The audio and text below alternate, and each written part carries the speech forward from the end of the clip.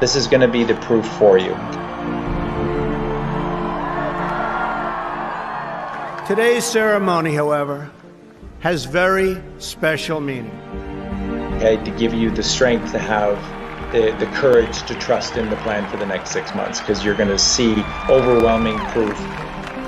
Because today, we are not merely transferring power from one administration to another, or from one party to another. Thank you very much, everybody. From the Oval Office tonight, President Trump with a wink and a tease. Thank you very much. You'll find out. But we are transferring power from Washington, D.C., and giving it back to you, the people.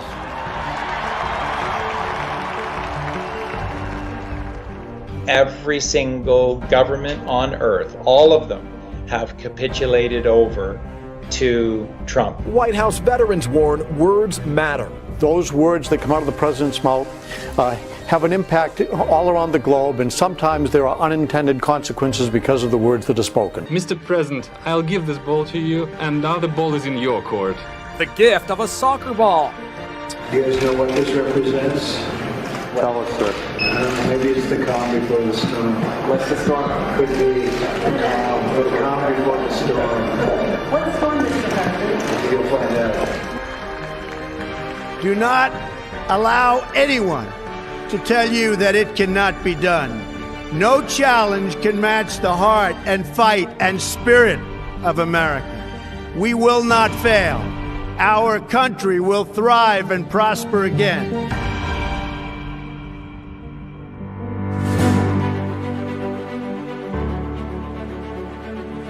I got to say, 4 years ago, I was honored to come to America to bring the Brexit message, the message that you can beat the establishment.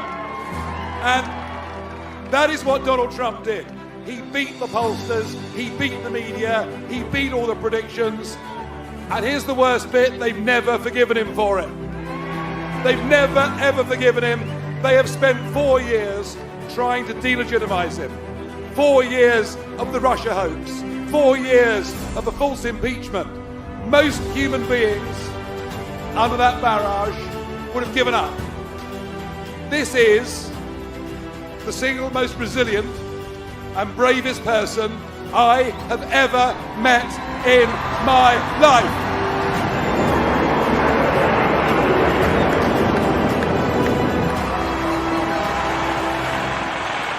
And when you vote next week, you are not just voting for who the President of the United States of America is, you are voting for the leader of the free world.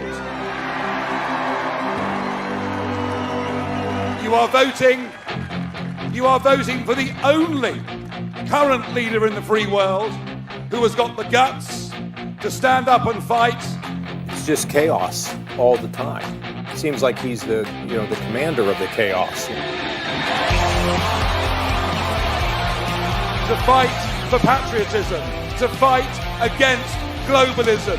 You'll be voting for the only leader in the Western world with the real courage to stand up to the Chinese Communist Party. And a man who in 4 years hasn't just cut your taxes, hasn't just improved the economy, but a man who right now is bringing Israel together with Arab nations. We have before us a rare opportunity to bring security and stability and peace to this region and to its people, defeating terrorism and creating a future of harmony, prosperity, and peace. And that's what he's done. After 49 years, Israel and the United Arab Emirates will fully normalize their diplomatic relations. They will exchange embassies and ambassadors and begin cooperation across the board. And I wish you Godspeed. I really do. Thank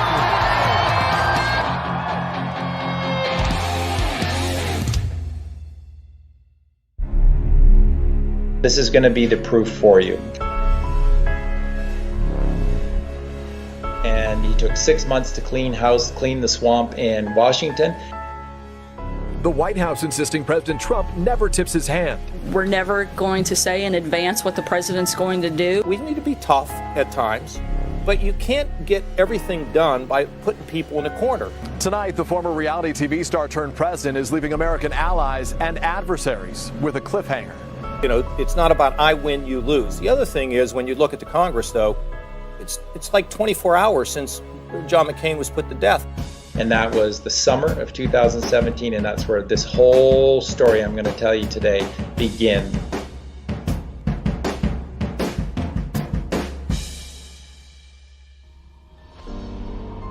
If it wasn't for us being so asleep, none of this would have been allowed to happen. Billy, stop. Okay, stop. You too. Okay, stop. All I can say to you is that we are responsible, all of us. Are you f***ing kidding me? The Super Bowl?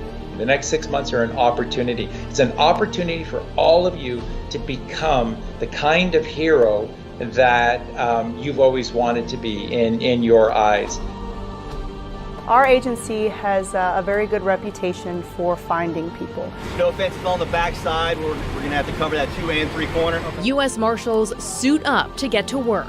They're looking for someone on the run, but not a dangerous criminal. We're going after children. Well, CBS 46 cameras were there during this mission, and our Megan Packer takes us inside Operation Not Forgotten. Trust in the plan that there are good people fighting against the sickest, most evil people in the creation of evil. Come on. There are good people out there. You get up and be part of this.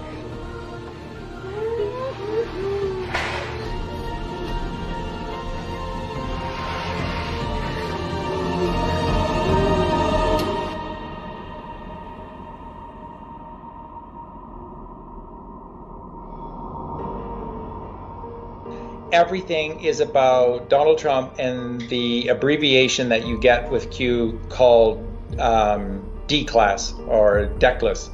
DECLAS is code or an abbreviation for D-Class, and D-Class is short for declassified.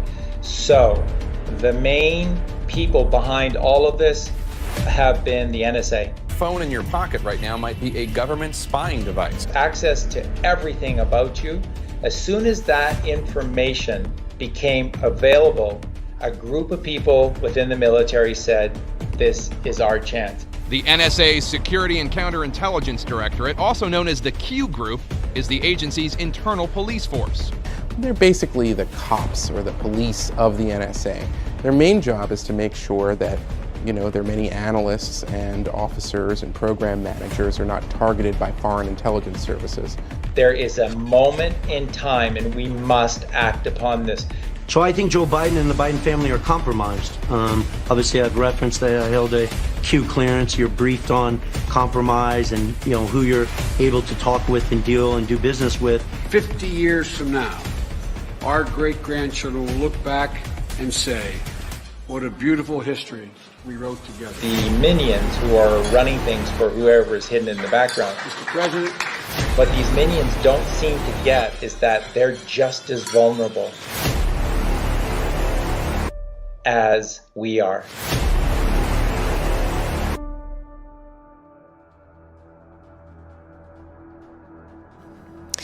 Meanwhile, as the Trump-Comey storm grows, the president kicked off his first foreign trip as U.S. leader.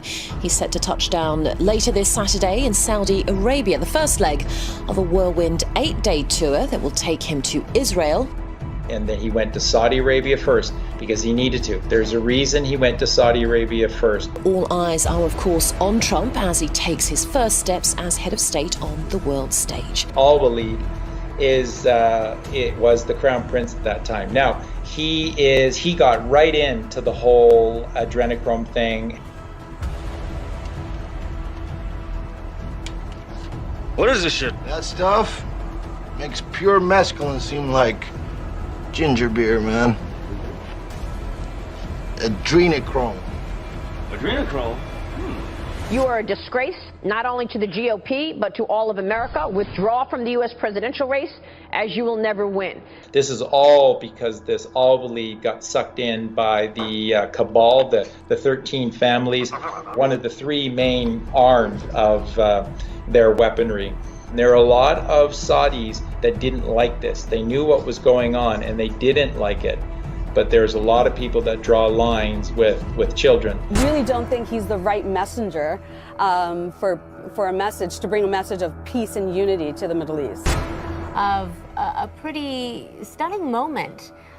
Jim was talking about the publicity of this. Well, Saudi King Salman presented that to the president. It's a gold medal. The collar of Abdulaziz Al Saud is what it's called, and it's the nation's highest honor.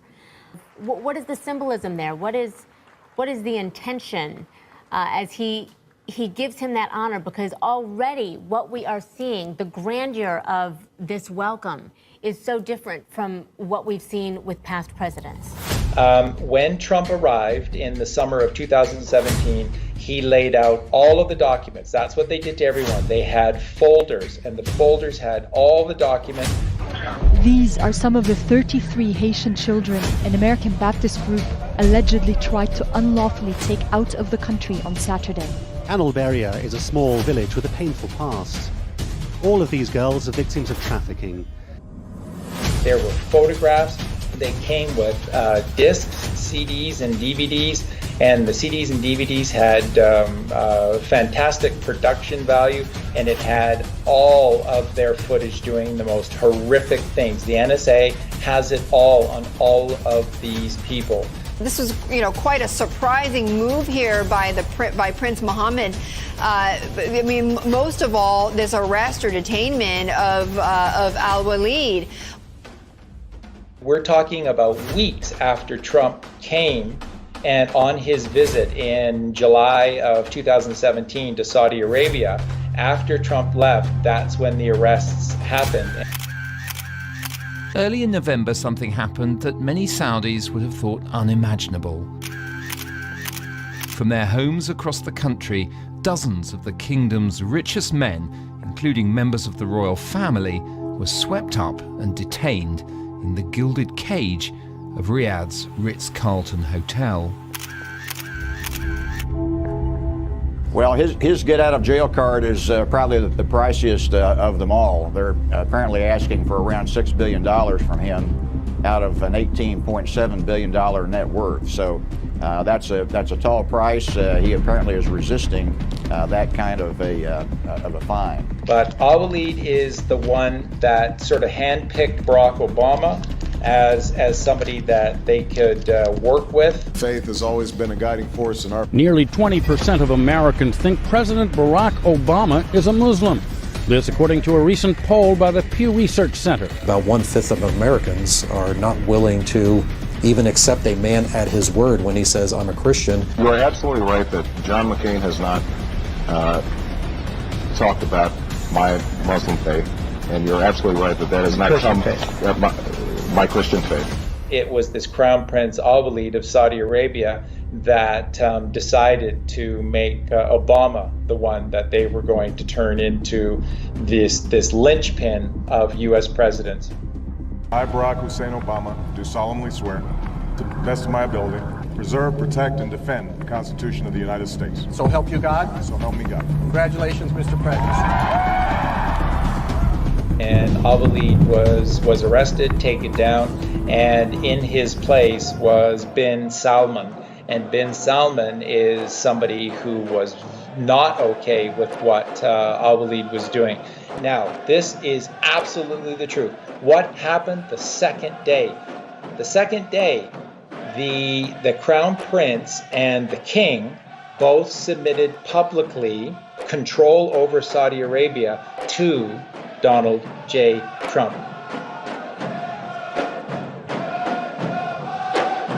And how do you know this? Because they publicly held the sword dance ritual, which is a very, very big deal to the Muslim culture.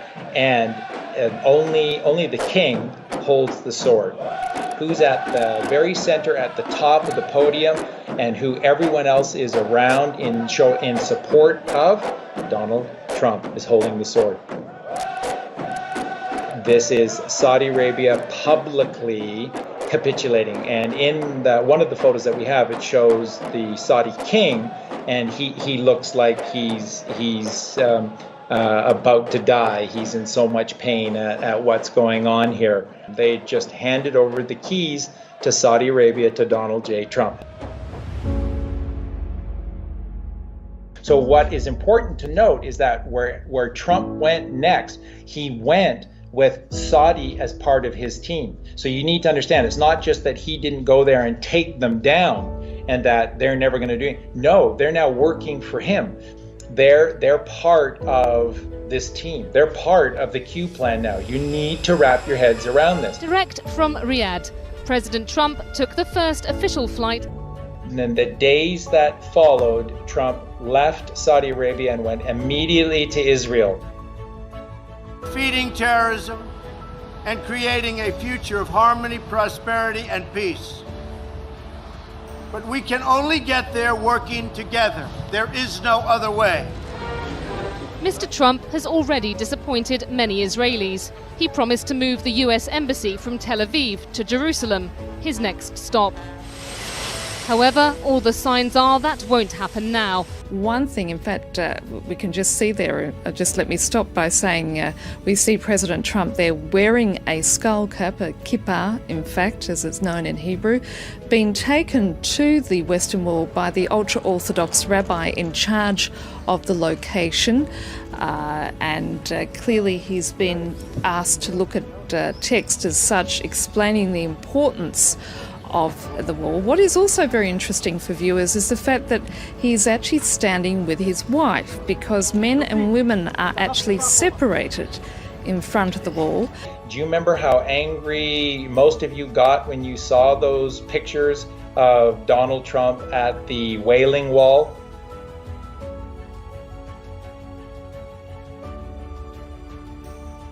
He's not a puppet for the Zionists. There are no Zionists. Remember, folks, there's just the Phoenicians. There's just those 13 families, and they're very smart, and they're very good. And he sat down with everybody in front of the camera and behind the cameras, the people that are really in power, and he laid it all out on these minions. They were balking at him, even though he showed that the Saudis had signed over, and the Israelis were balking at Trump and were not prepared to sign over. And that's why Trump stayed an extra day. Trump was not going to leave Israel without them capitulating to him. Jerusalem, the ancient city claimed by three of the world's great religions, now central in a dispute pitting President Trump and Israel's prime minister against most world leaders. The president telling the heads of Israel, Egypt, Jordan, Saudi Arabia, and the Palestinians today he will recognize Jerusalem as Israel's capital, an unprecedented move breaking with U.S. policy since Israel was created. And the sort of the how do you know moment is after visiting the Wailing Wall, Israel publicly submitted allowing the United States to move their embassy to Jerusalem. But the president will not move the U.S. embassy from Tel Aviv to Jerusalem right away, despite a campaign promise. We will move the American embassy to the eternal capital of the Jewish people, Jerusalem. This is symbolic. It is a symbolic act to show who has the power, even in the Holy Land. And we extend a hand in friendship to Israel, the Palestinians, and to all of their neighbors. May there be peace. May God bless this embassy. May God bless all who serve there. And may God bless the United States of America. Thank you. Step number 2 of the journey completed. President Trump met with Pope Francis at the Vatican, toured St. Peter's Basilica. Saudi, Israel, and then the Vatican.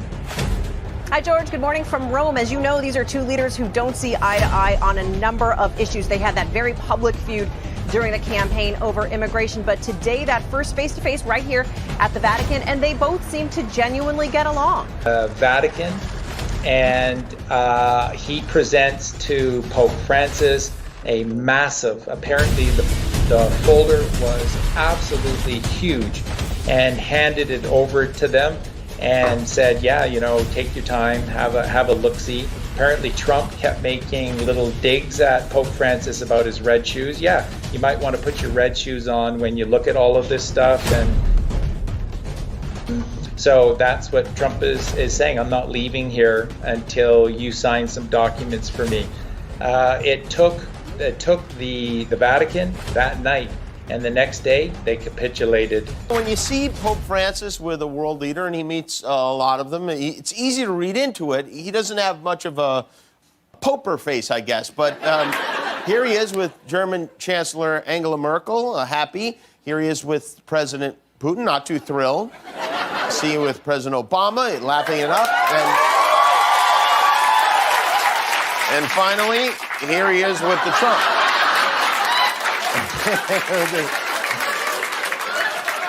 It looks less like a meeting and more like the Trump family passed away and they don't know it yet. Donald Trump has a look on his face that is a mixture of victory, joy, and mischievousness. And the two men who so publicly clashed, today ending their meeting in a handshake. Yeah, so there were no cameras inside for the meeting between the president and the Pope, but we are hearing a little bit about what they discussed. They talked about the situation in the Middle East. They talked about the protection of Christian communities around the world. A number of international affairs issue talked about here today. And they symbolically signed off. Now, what did the Vatican have to do to sign off? You see, the Fed is controlled by a certain group within the Catholic Church. Who went forth and spread the teachings of Christianity? The Jesuits! When is a central bank not a central bank? When is a private bank public and a public bank private? Sound mysterious and full of secrets? Well, that's the Vatican Bank. Is in 1929, they hit a deal with Mussolini, the head of the fascist state. He recognized them as a real country, that little piece of land, and in return gave them about $1 billion in today's money, compensating them for the loss of the Papal States. They said, what do we do with $1 billion? We're clerics, not financiers. They hired a guy who was a brilliant financial whiz, Bernardino Nogaro. He came in. He understood arbitrage, he understood offshore banking, he understood how to move hard assets around, investments in real estate, and he started to do that. In the middle of World War II, he said to the Pope, I need a bank. It's not enough to have correspondent banks. We need to move our money off the radar so the British and Americans can't follow what we're doing, because they were playing both sides. The Americans and Brits they were investing in, and the Germans and Italians. They didn't know who would win. They wanted to make sure they were covered. And that's the birth of the Vatican Bank. They go from an institution that can't embrace capitalism to one that suddenly has its own bank in the middle of the war. They were in control of the Fed. So Trump did not leave until Pope Francis issued a papal bull announcing that by a certain date, the Vatican Bank, which was in charge of was the head executor, the exchequer of all of the earth-wide Federal Reserve banking systems in each country, would be handed over to one Donald J. Trump. Donald J. Trump is not, Mark, just the executor, the exchequer of the U.S. Treasury and therefore the Fed within the United States. He is the exchequer for Earth. He is the exchequer for the treasuries for every single country on Earth. That's what I told you earlier. No human being in history has ever been more powerful, owned more things, or richer than Donald Trump. And we are working on that as we speak. We have conversations with various representatives of China. I believe that will all work out very well for everybody. China, Japan, the United States, and everybody in the region. As far as the currency devaluations, I've been complaining about that for a long time. And I believe that we will all eventually, and probably very much sooner than a lot of people understand or think, we will be all at a level playing field, because that's the only way it's fair. That's the only way that you can fairly compete in trade and other things. And we will be on that field, and we will all be working very hard to do great for our country. But it has to be fair, and we will make it fair.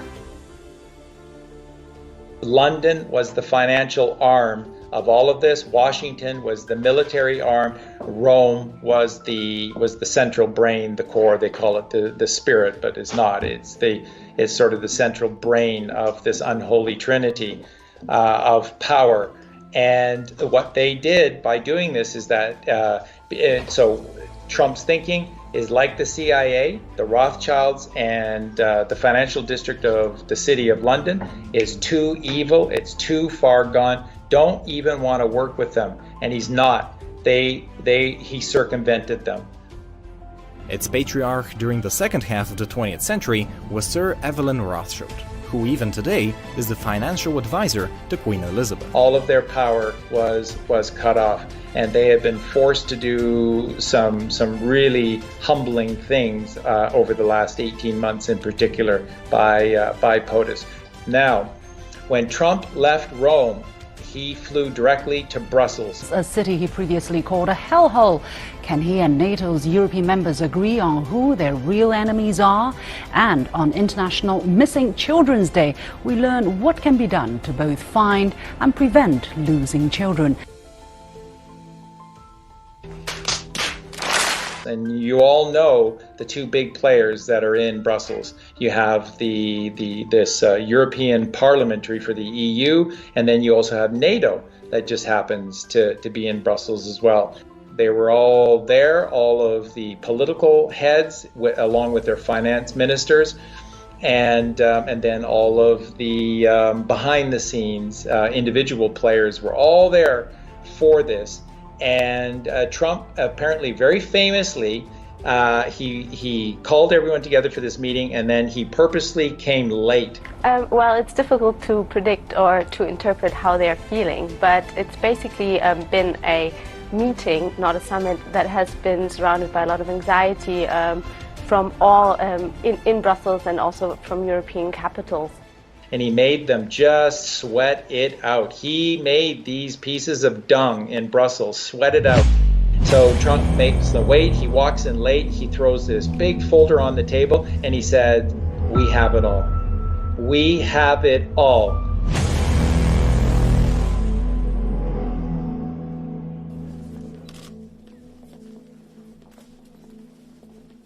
And in short order, those little rats, those little cowards, they all capitulated in very, very short order. And there was a whole bunch of things that occurred in the following days from there, including the EU backing down on Brexit. No more financial contributions, no more European Court of Justice, no more common fisheries policy, no more being talked down to, no more being bullied, no more Guy Verhofstadt. I mean, what's not to like? I know you're going to miss us.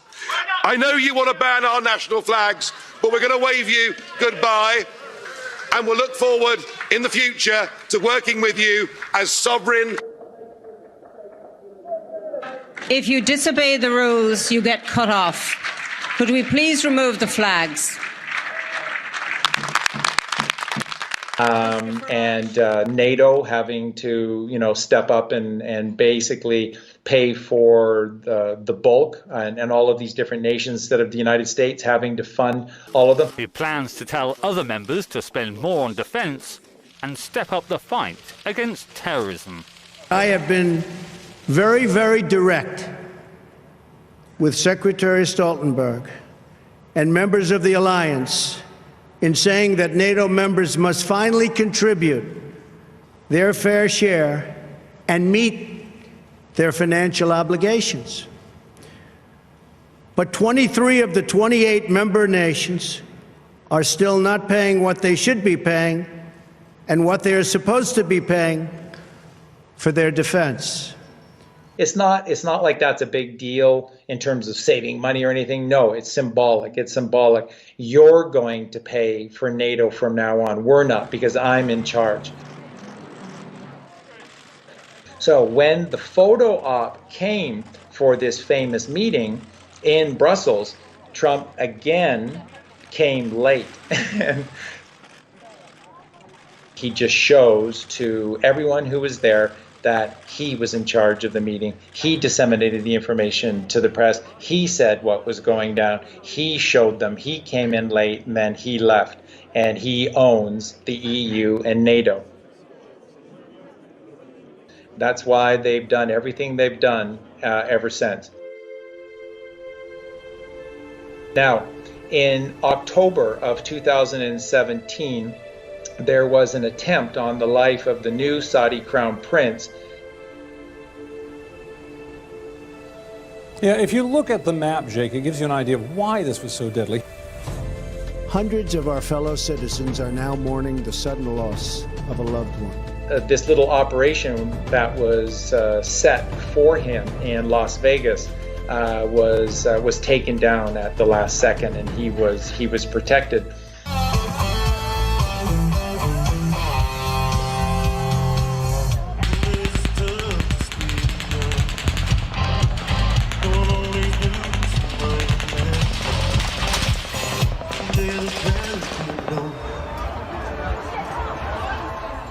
Some at the concert thought it was firecrackers, some thought it was something wrong with the audio. They say it took them just a few moments to realize what was happening.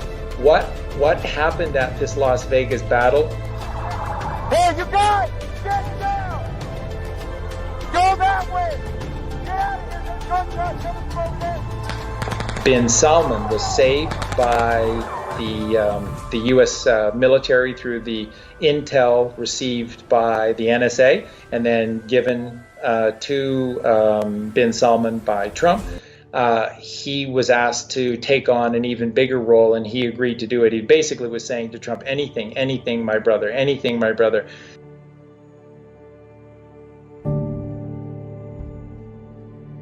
Thank you very much, everybody. It's a great honor to have the Crown Prince with us. It was a low-key arrival for such a high-profile visit. The Crown Prince from Saudi Arabia did not go in through the front door, but soon found himself in the Oval Office. And there, US President Donald Trump addressing mainly a domestic audience. On Trump's behalf, Bin Salman went to all of the major corporations, and in particular, the media companies, so Google, Apple, Twitter, Facebook, Microsoft, all of these main companies were all targeted by Bin Salman. And on Trump's behalf, he visited all of them. And of course, this is all verifiable. I've got all of the documentation, all of the imagery showing all of these meetings taking place in late October, early November of 2017. And this is Bin Salman essentially helping Trump to do all of this work for him.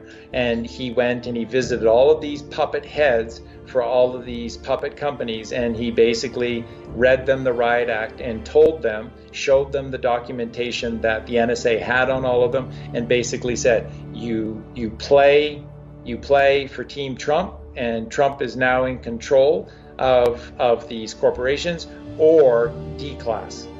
All of this information will be declassified one by one, and each one of you will be offered up to the masses as a child murderer.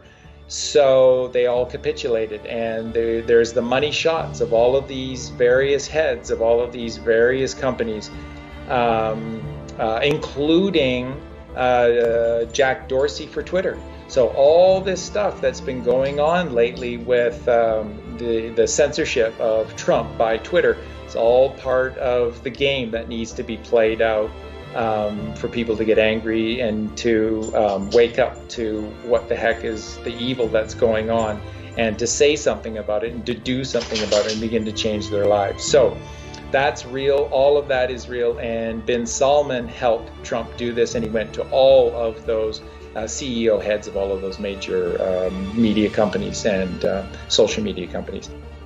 We are the oldest ally of France of America in the Middle East, more than 80 years. But there was a warning from the president to Saudi Arabia and others in the region.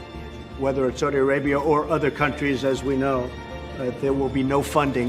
We have a zero tolerance for the funding of terrorists. Among the things to be covered in the talks, the Iran nuclear deal, security across the Middle East. We've become very good friends over a fairly short period of time. Mohammed bin Salman has a long list of things to be discussed, debated and agreed during this US trip, and he does so believing his relationship with the president is deep, strong and mutually beneficial.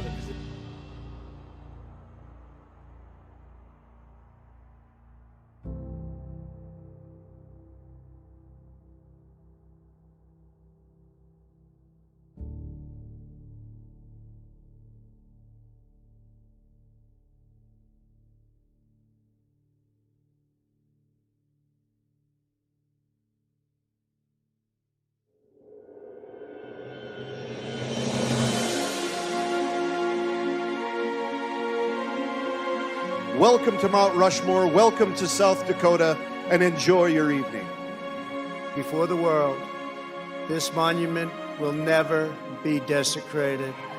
These heroes will never be defaced. Their legacy will never, ever be destroyed. Their achievements will never be forgotten. And Mount Rushmore will stand forever as an eternal tribute to our forefathers and to our freedom.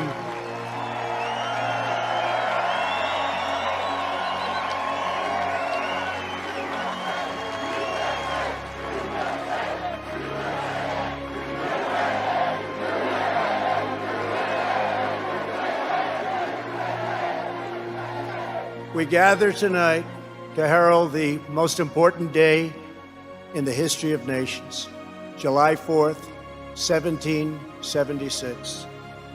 At those words, every American heart should swell with pride.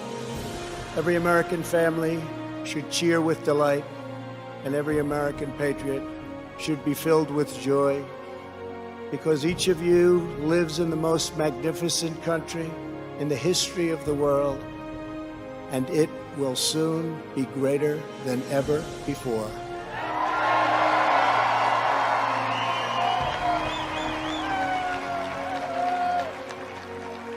Our founders launched not only a revolution in government, but a revolution in the pursuit of justice, equality, liberty, and prosperity. No nation has done more to advance the human condition than the United States of America. And no people have done more to promote human progress than the citizens of our great nation. We will state the truth in full, without apology. We declare that the United States of America is the most just and exceptional nation ever to exist on earth. We are proud of the fact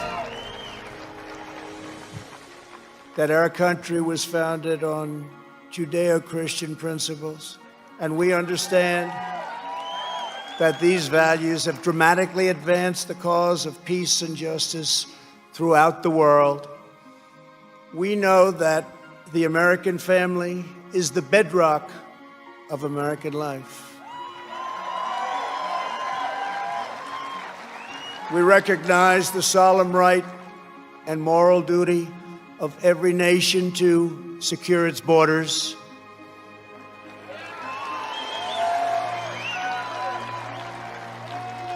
And we are building the wall.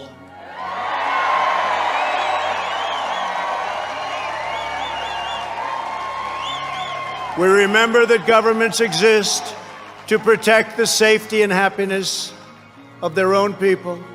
A nation must care for its own citizens first. We must take care of America first. It's time. We believe in equal opportunity, equal justice, and equal treatment for citizens of every race, background, religion, and creed. Every child of every color, born and unborn, is made in the holy image of God.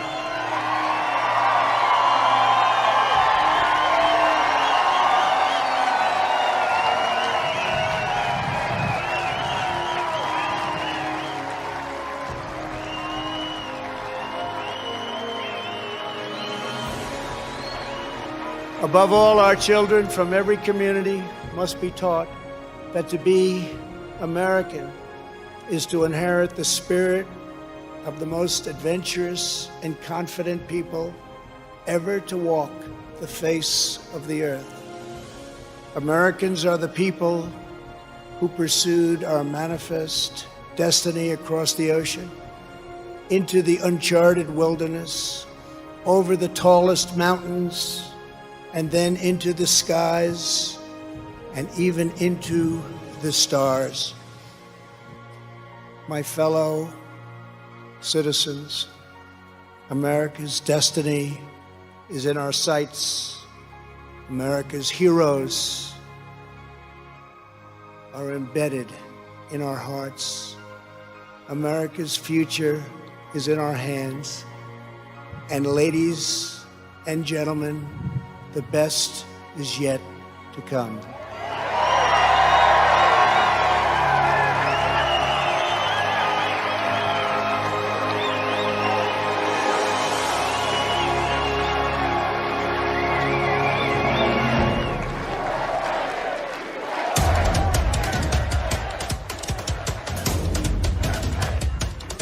It is time for our politicians to summon the bravery and determination of our American ancestors. It is time. It is time to plant our flag and to protect the greatest of this nation for citizens of every race, in every city, and every part of this glorious land. For the sake of our honor, for the sake of our children, for the sake of our union, we must protect and preserve our history, our heritage, and our great heroes. Here tonight, before the eyes of our forefathers, Americans declare again, as we did 244 years ago, that we will not be tyrannized, we will not be demeaned, and we will not be intimidated by bad, evil people. It will not happen.